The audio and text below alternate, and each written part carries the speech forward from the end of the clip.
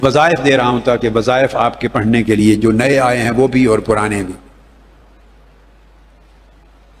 ہر نماز کسی ایک نماز کے بعد، ہر نماز کے لیے نہیں، کسی ایک نماز کے بعد، فجر کے بعد یا جو بھی، ایک تسبیح لا الہ الا اللہ کی آنکھیں بند کر کے اپنے دلوں کی طرف ایسا تصور کریں، اور جو زیادہ پڑھنا چاہیں 200 مرتبہ پڑھ لیں، جو اور زیادہ پڑھیں 333 مرتبہ پڑھ لیں، یا 111 بار پڑھ لیں. 111 بار ایک تسبیح کر لیں گے نا، اس پر 10 کا اضافہ کر لیں 111 ہو جائیں گے، یا 313 کر لیں، 333 کر لیں، سب عدد اجازت ہے. آپ لا الہ الا اللہ اول آخر 11 بار درود شریف، یہ کلمہ طیبہ کا. جب ختم کریں وظیفہ تو اینڈ پر محمد رسول اللہ کہنا، ایک بار، صرف اینڈ پر ایک بار محمد رسول اللہ اینڈ پر. یہ سب کو پڑھنے کی تاکید ہے، ساروں کو. ایک تو کلمہ طیبہ کا وظیفہ، دوسرا کم سے کم ایک تسبیح درود پاک کی، زیادہ کی حد نہیں ہے، جتنا پڑھ سکے. جب لا الہ الا اللہ کی تسبیح کریں اس وقت اپنے دل کی طرف توجہ کریں اور دھیان کریں جیسے اللہ پاک کا نور اتر رہا ہے اس کی سمدیت اور احدیت کی بارگاہ سے، اور نور آپ کے دل پہ اتر رہا ہے بارش کی طرح. دیکھتے رہے نا، بارش رات کو بھی آئی تھی، موسلادھار بارش کی طرح نور، انوار و تجلیات اتر رہے ہیں، نور ہی نور، اور دل اس میں گھرا ہوا ہے. اور رفتہ رفتہ تصور کریں کہ اب وہ نور دل کے اندر بھی جا رہا ہے اور دل اندر سے بھی روشن ہو رہا ہے. یہ اللہ کے ذکر کا نور اتر رہا ہے.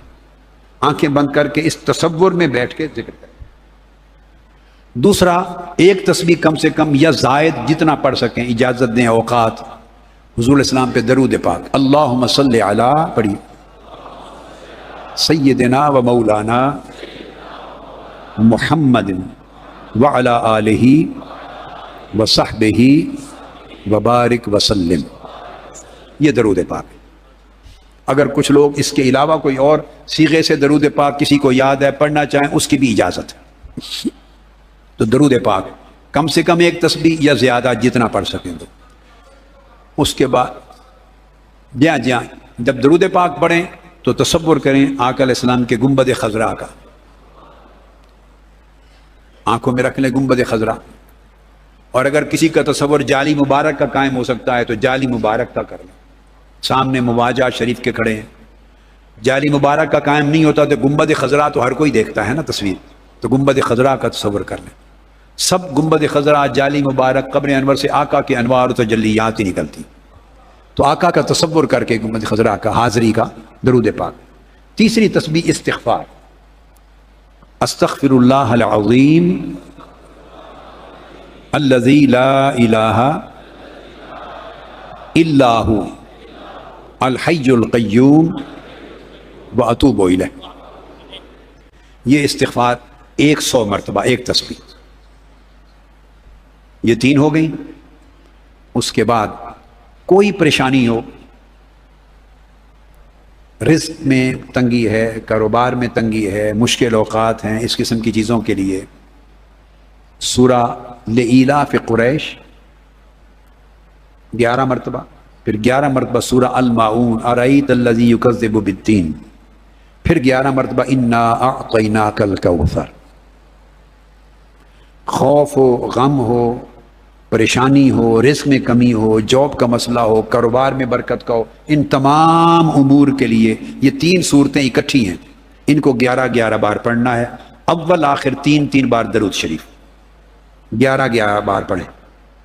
ٹائم کی اجازت ہے آپ کو، ایک ٹائم بنا لیں جو آپ کو سہولت ہو.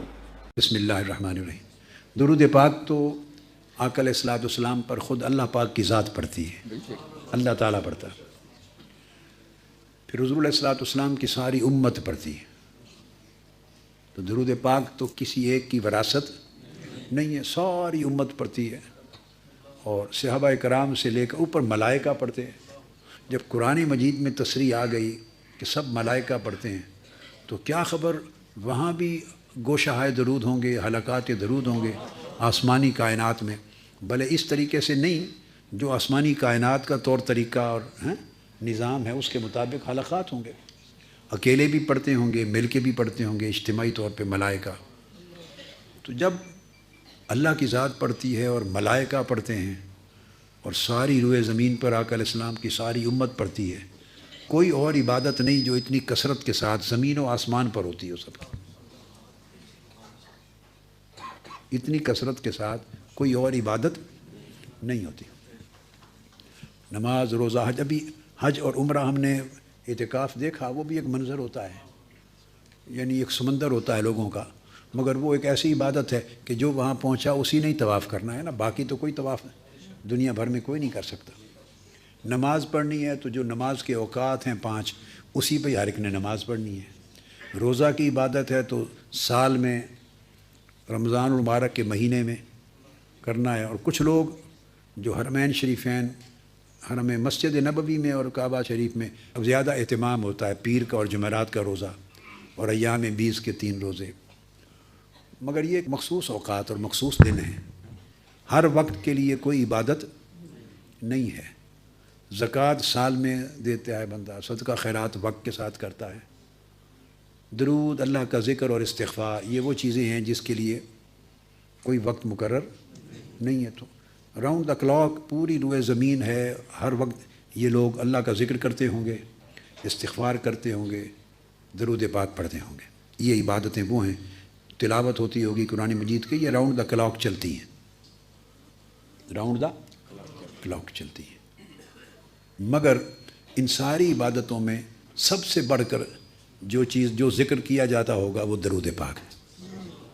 اب اس کو 13 سال ہو گئے، مگر یہ کہ 13 سال گزر کے بھی میرے علم میں پوری دنیا میں سے کہیں سے یہ نہیں آیا، پوری دنیا میں، کہ کسی نے اس طرح کا ایک نظام درود پاک کا ہمہ وقت پڑھنے کا ہمارے اس کام کو دیکھ کر ہی بنا لیا ہو۔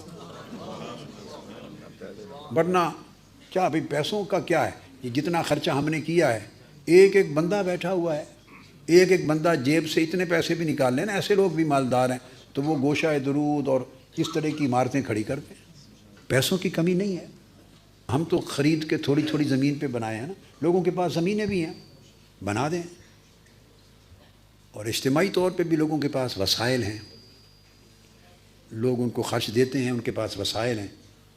تو مقصد یہ ہے کہ وسائل کے اعتبار سے اگر کوئی تدبیر کرنا چاہے اور ایسا کوئی مرکز اور اس کا نظام وضع کرنا چاہے تو یہ چیز کوئی ناممکنات میں سے نہیں ہے۔ اجتماعی طور پہ بھی جماعتوں اور تنظیموں کے پاس، بعض جماعتوں، سب کے پاس نہ صحیح ہیں، اور انفرادی طور پہ ایک ایک بندے کے پاس بھی اتنے وسائل ہیں، لیکن یہ کہ باوجود اس کے ایسا نظام وضع کر دینا کہ ساری دنیا درود پاک کے نظام میں پروئی جائے، اور اس کا ایک ہیڈ کوارٹر ہو درود پاک کا، گوشہ درود، اور اس کے ساتھ پھر دنیا بھر کے ملکوں سے حلقات درود کا نظام لوگ پڑھ کے ایک جگہ اس کو سینٹرلائز کریں۔